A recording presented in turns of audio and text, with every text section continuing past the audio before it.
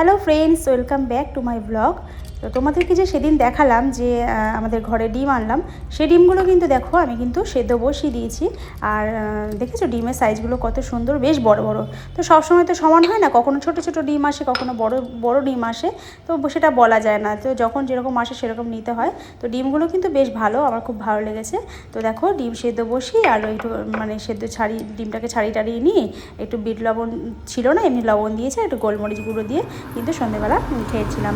আর এদিকে দেখো রাত্রেবেলা তেমন কিছু করব না, যেহেতু দুপুরবেলার ভাত তরকারি সবই ছিল, তো ভাবলাম একটু পাঁপড় ভেজে নিই। আর লাভ পাঁপড় তো থাকলে শর্টকাটে হয়ে যায়, কোনো সমস্যা থাকে না, কিন্তু লাভ পাঁপড়টাও শেষ হয়ে গেছে।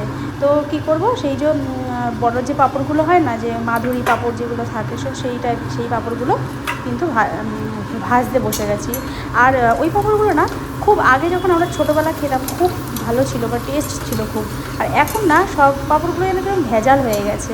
মানে ওই পাঁপড়ের মধ্যেও দেখেছি চালের গুঁড়ো টুড়ো মেশায়, নয়তো কিরকম একটা যেন সাদা সাদা হয়ে যায় ভাজার পরে। সেই যে একটা মানে অথেন্টিক যে টেস্ট, সেই টেস্টটা কিন্তু পাওয়া যায় না পাঁপড়ের মধ্যে।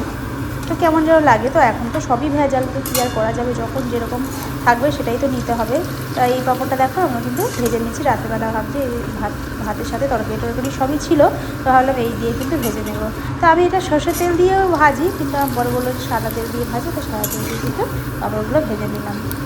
আর সেই তোমাদেরকে যে বললাম লাভ পাঁপড় শেষ হয়ে গেছে, তো বরকে আনতে বলেছি। দেখো বর কিন্তু পাঁপড়ও নিয়ে চলে এসেছে। তো লাভ পাঁপড় পাইনি, এটা গোল গোল পাঁপড় নিয়েছে, একই জিনিস, শুধু শেপটা আলাদা আর কি। এটা গোল টাইপের, সেই ফুচকার মতন, কিন্তু ফুচকা ঠিক না, মানে ছকছক টাইপের, দেখে বুঝতে পারছো। আর এই চিড়ে নিয়েছে দেখো, লাল চিড়ে। তো এই চিড়েটা আমি কখনো খাইনি, যদিও এই প্রথমবার দেখলাম এরকম লাল চিড়ে। মনে হচ্ছে মিষ্টি মিষ্টি হবে। একবার তোমাদেরকে দেখিয়েছিলাম যে মানে লাল মুড়ি খেয়েছিলাম, কিন্তু এটা দেখলাম লাল চিড়ে। আর এদিকে মুসুর ডালটাও শেষ হয়ে গেছিলো, মুসুর ডালটাও এনে দিয়েছে। তো এইগুলো দেখো বাজার নিয়ে এসেছে। আর আমি সবগুলো কিন্তু সেগুলোকে এক এক করে কিন্তু কন্টেনারের মধ্যে ঢেলে নিচ্ছি। আর ডাল থাকলে কী বলতো সুবিধা হয়, আমাদের ঘরে বেশিরভাগই মুসুর ডালটাই কিন্তু রান্না হয়। এমনি মটর ডাল অনেকবার এনেছিলাম, আনার পর না পড়ে থাকে, খুব একটা টেস্ট লাগে না। প্রথমত মটর ডাল কিন্তু সেদ্ধ হতে অনেক সময় লাগে, তারপর আবার যদি মানে প্রেশার কুকারে দিই আবার কেমন যেন টেস্টটা অন্যরকম হয়ে যায়, আমার ঠিক ভালো লাগে না। ওর থেকে বরঞ্চ মসুর ডাল মানে খেতেও ভালো, আর বেশ তাড়াতাড়ি রান্নাও হয়ে যায়, ঝামেলা থাকে না, ঝটপট করে তাড়াতাড়ি হয়ে যায়। ওই জন্য আমাদের বেশিরভাগ ঘরেই এরকম কিন্তু মসুর ডাল থাকে, আর মটর ডাল খুব একটা হয় না। আর ছোলার ডাল তো আমরা রাত্রেবেলা রুটি ফুটির জন্য আগে খেতাম, সেই এনে এনে পোকা হয়ে যায় বলে আর আনা হয় না। তো এটাই আমাদের ঘরে থাকে বলে দেখো মসুর ডালটা ঢেলে নিলাম। আর তোমাদেরকে দেখো ভাবলাম যে প্রতিদিনই তো মানে ভাতের সাথে তোমাদেরকে চা করা দেখাই, যে ওপরে গামলা দিয়ে মানে লাল চা। তা আজকে আমি একটু এক্সপেরিমেন্ট করতে চাই। আমি ভাবলাম আজকে একটু মুসুর ডালটা এইভাবে দিয়ে দেবো, দিয়ে দেখবো যে ভাতের সাথে সাথে ডালটা সেদ্ধ হয় কি না, আর কতটা হয়, মানে কত পার্সেন্ট সেদ্ধ হয়, ভালো হয় কি না। তো চলো দেখা যাক। তো আমি এইভাবে দেখো বসিয়ে দিয়েছি, তো চলো তোমাদেরকে দেখাই। চিড়েটাকে কিন্তু আমি এদিকে কন্টেনারের মধ্যে ঢেলে নিচ্ছিলাম। তো আরেকটা চিড়ে হয় না একটু চ্যাপ্টা টাইপের, তো সেই চিড়েগুলোকে না একবার জলে ধুলে আর কিচ্ছু থাকে না, তার একদম যেন কীরকম একটা হয়ে যায়। তার জন্য বলেছিলাম একটু মোটা চিড়ে আনবে, সেগুলো কিন্তু বেশ ভালো থাকে, একবার দুবার ধুলেও কিন্তু জলে সেটা কিন্তু ভালো থাকে। তাই দেখো মোটা চিড়ে নিয়ে এসেছে। আর আমি একটু খেয়েও দেখলাম যে চিড়েটা বেশ ভালো, হালকা একটু মিষ্টি মিষ্টি লাগছিলো, তো ভালো লেগেছে চিড়েটা। চলো বন্ধুরা দেখি ডালটা কতটা সেদ্ধ হলো। বাপরে খুব গরম।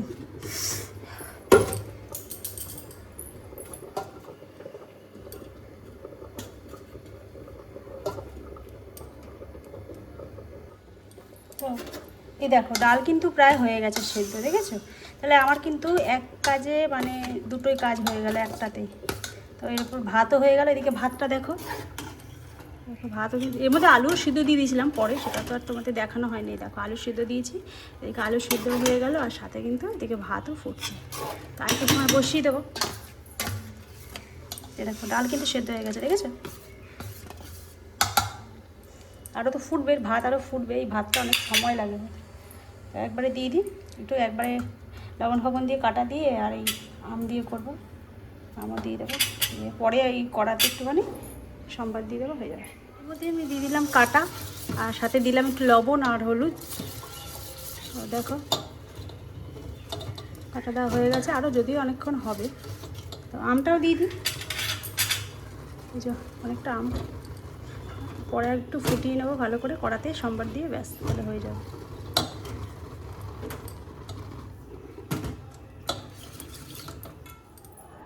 আর আম ডালের সাথে করেছিলাম হলো আলু চোখা। তার জন্য কিন্তু এদিকে দেখো আলুটাকে আমি কিন্তু খোসাটা ছাড়িয়ে নিয়ে আর এদিকে একটু পেঁয়াজটাকে ভেজে রেখেছিলাম, তো সেই পেঁয়াজ ভাজা দিয়ে কিন্তু এটাকে মানে মেখে নেব। ভালো লাগে, বেশ সিম্পল রান্না করব। তো এদিকে দেখো আমি কিন্তু আলুটাকে কিন্তু ভালো করে মেখে নিচ্ছিলাম। আসলে আমাদের খাওয়ার কথা ছিল কিন্তু মাটন, কিন্তু সেই মাটনের বদলে আমাদের কপালে জুটলো হলো ডাল আর সাথে হলো গিয়ে আলু চোখা। তো কী আর করব, যেহেতু ভোটের রেজাল্টের আগের দিন ও আবদার করেছিল একটু মাটন নিয়ে আসবো অল্প করে, সেই মাটন খাবো। তো আমি বললাম ঠিক আছে নিয়ে আসো। তো যদিও কিন্তু পরে আর আনেনি, তো ডিম টিম খেয়ে নিই আর বলছে ভালো লাগছে না, খাবো না, যা আছে ঘরে তাই খেয়ে নেবো। তো আনেনি, আমি বলেছিলাম এনে রাখো, পরের দিন কিন্তু দোকান বন্ধ থাকবে, যেহেতু রেজাল্ট বেরোবে, ভোটের রেজাল্ট হবে। তো আনেনি, তো কী আর করা যাবে, পরের দিন দেখি সব দোকানপাট বন্ধ। তো কিন্তু বাধ্য হয়ে কিন্তু ওরকম কিন্তু আলু মানে ডাল আর হলো গিয়ে আলু চোখা খেতে হলো। তো দেখবে কপালে যদি না থাকে তাহলে কিন্তু কোনো জিনিস কিন্তু চাইলেও কিন্তু পাওয়া যায় না।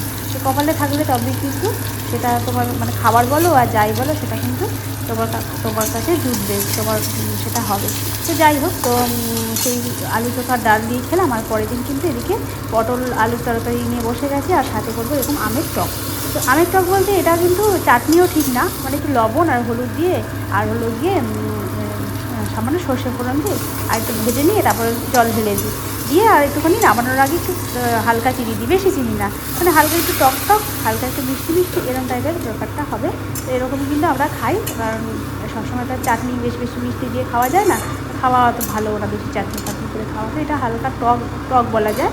তো এই দেখো এই আম যেহেতু ফ্রিজে পড়ে আছে, তো সেটা করে নিলাম। আর এদিকে করবো হলো গিয়ে পটল আলুর তরকারি। তো তার জন্য দেখো আমি সিম্পল রান্না করি। তো কখনও যখন মাছ আনে তখন একবার বেশি করে মাছ নিয়ে আসলে পরপর করে মাছ চলতেই থাকে। আবার যখন সবজি নিয়ে আসে তখন হয়তো এক সপ্তাহ টানা মাছ খেলাম, আবার এক সপ্তাহ টানা সবজি খেলাম, এইভাবেই কিন্তু মিলেমিশে করি। তো সাধারণভাবে সিম্পল যা হয় সেরকমভাবেই রান্নাবান্না করি। তো দেখতে থাকো, এদিকে কিন্তু পটল আলুর তরকারিটা করে দিয়েছিলাম। আর পটলগুলো না খুব একটা ভালো ছিল না, কারণ পটলগুলোকে দেখছি যতই ভাজছিলাম ঠিক সেদ্ধ হচ্ছিল না, কেমন যেন শক্ত শক্ত ছিল। তারপরে কিন্তু লাস্টে অনেকবার জল দিয়ে কিন্তু অনেকবার কষিয়ে তারপরেও কিন্তু আমি সেদ্ধ করার চেষ্টা করেছিলাম, তারপরেও কিন্তু সেভাবে সেদ্ধ হয়নি। আর ভেতরে দানাগুলো তো বলতে গেলে প্রায় হলুদই হয়ে গেছে পেটে। তো এরকমই ছিল পটলটা, সবসময় তো সমান আসে না, তো যখন যেরকম আসে তো সেরকমই করতে হবে। তো দেখো আমি যদি পটল আলুটা ভালো করে করছিলাম, এর মধ্যে চিংড়ি মাছটা দিলে আরও জমে যেত, কিন্তু চিংড়ি মাছ ছিল না, আজকে মানে নিরামিষ টাইপেরই করবো, আদা জিরা বাটা দিয়ে। ওই যে কাল পরশু তোমাদের যে বললাম যে বুলবুল পাখি আমাদের ঘরে 2-3বার এসে ঘুরে গেছিলো, তো সেখান থেকে একটা বুলবুল পাখি দেখো ঘরের মধ্যে ঢুকে গেছিলো, ঢুকে আর নেটের মধ্যে আটকে গেছে, বেরোতে পারছিলো না। মানে আমাদের ঘরে একটা জানলা মানে নেট দেওয়া আছে, একটা জানলা নেট দেওয়া নেই, তো যেটা নেট দেওয়া নেই সেখান থেকে ঢুকে পড়েছে, ঢুকে আর নেটের মধ্যে আটকে আছে, বেরোতে পারছে না, অন্য জানলা দিয়ে বেরোনোর চেষ্টা করছে, বেরোতে পারছিলো না। তারপরে কিন্তু আমার বর ধরলো আর পরে ছেড়ে দিয়েছে, সাথে সাথে একটু পরেই ছবি টবি তুলে নিয়ে। তো দেখো একটু ভয় পাচ্ছিলো, কামড়াবে এরকম করছিলো, তো ওকে কিন্তু ছেড়ে দেওয়া হয়েছে। কিছুক্ষণ আমি ছবি টবি তুলে নিয়ে ওকে ছেড়ে দিয়েছি। আর রাত্রেবেলা কিন্তু এদিকে রুটি বানাবো বলে এদিকে আটা মেখে নিচ্ছি, অল্প বানাবো, বেশি বানাবো না, ওই 4-5 পিস হলেই হবে, বেশি বানাবো না। আর এদিকে একটুখানি কুমড়ো দিয়ে তরকারি করব। তো তার জন্য দেখো ওই যে কালো জিরার ফোড়ন দিয়ে আলু ফালু কিছু দেবো না, শুধু একজনের তরকারি করব, কারণ ভাত রাত একটু আছে, ওগুলো আমার হয়ে যাবে। আর একজনের জন্য, বরের জন্য একটুখানি তরকারি করব, তার জন্য কিন্তু এদিকে একটু কুমড়োটাকে কেটে নিচ্ছি। ঘড়ির কাঁটায় কিন্তু প্রায় 7টা বেজে গেছে, আর এদিকে কিন্তু আমার ঘড়ি কিন্তু এদিকে মানে অ্যালার্ম দিতে শুরু করে দিয়েছে যে 7টা বাজে। তো আমি সেই মুহূর্তে দেখো এদিকে বসে কুমড়ো কাটছি। আর কিন্তু সন্ধ্যাবেলা চাও খাওয়া হয়নি, তো কাজ করতে করতে আর চা খাওয়া হয়নি। তো ভাবলাম একবারে তো সেই দই বানাবো, তখন একবারে একটুখানি দুধ নিয়ে নেবো ওখান থেকে, তো নিয়ে কিন্তু আমি কিন্তু চা বানিয়ে খেয়ে নেবো। তো তার জন্য ভাবলাম যে আগে আমি এই কাজগুলোকে সেরে নিয়ে তারপরে বসে রিল্যাক্স করে চাটা বানিয়ে নেবো। তো দেখো এদিকে কিন্তু আমি কুমড়োগুলোকে একটু চৌকো করে কাটবো, ছোটো ছোটো, বেশি বড় করব না, করে আর এরকমভাবে তরকারি করবো, আর কিছু দেবো না, আলুও দেবো না, সিম্পলভাবে করবো। এই দেখো তো কেটে নিয়েছি। আর এই যে আমি কিন্তু দুধ চুরি করতে চলে এসেছি এখানে। তো এটাকে চুরি বলবো না কি বলবো জানি না। তো এখানে কিন্তু এই মানে একবারে মানে দই বানাবো বলে এদিকে জাল দিয়েছিলাম দুধ। তো তার থেকে কিন্তু একটুখানি দুধ আমি তুলে নিয়েছি, কারণ এই দুধের চা কিন্তু টেস্টটাই আলাদা, আমার খুব ভালো লাগে এই দুধের চা খেতে। তাই জন্য কিন্তু মানে লিকুইড দুধ যেটাকে বলে, তো সেই দুধ একটুখানি তুলে নিলাম, একজনের তো খাবো। তো এদিকে চা বানাতে বসিয়ে দিয়েছি। এদিকে দেখো আমার গাছে কত ফুল হয়েছে, নয়নতারা ফুল। তো সবসময় সমান হয় না, এরকম কখনো অনেক ফুল হয়। তো যদিও জবা টবা লাগাতে পারি না, জবা লাগালে কিন্তু অনেকটা মানে জায়গা লাগে। তো দেখো আমি ছোটো ছোটো গাছ এই নয়নতারা লাগিয়েছিলাম, তো অনেক ফুল হয়েছে, তোমাদেরকে দেখালাম। আর এদিকে দুধ কিন্তু ফুটতে শুরু করেছে, এইদিকে কিন্তু চাও কিন্তু আমার প্রায় হয়ে গেছে। তো চাটা খেয়ে নেবো সন্ধেবেলা। আর আমার এই মুহূর্তে একটা গানের কথা মনে পড়ছে, এক কাপ চা খাস্তা লেরোয় সকালটা শুরু। তো আমি আর সকালটা বলবো না, আমি বলবো এক কাপ চা খাস্তা লেরোয় সন্ধ্যেটা শুরু। তো এই কথাটাই আমার মনে পড়ছে। তো বন্ধুরা আজকে ভিডিওটা এইটুখানি। তো তোমরা ভালো থেকো, সুস্থ থেকো। আর আমার ভিডিওটা ভালো লাগলে অবশ্যই লাইক করে দিও, কমেন্ট করো আর শেয়ার করো।